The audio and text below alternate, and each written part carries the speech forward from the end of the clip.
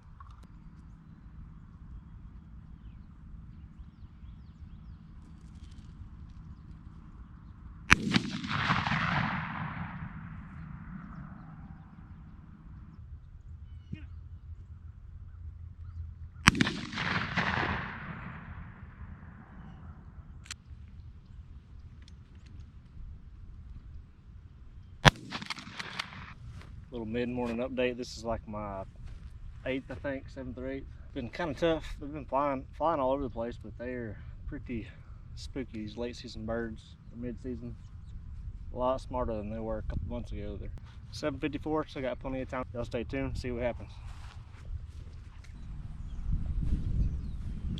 All right, y'all, that's gonna do it for today. Gotta talk pretty loud because it's really windy out here.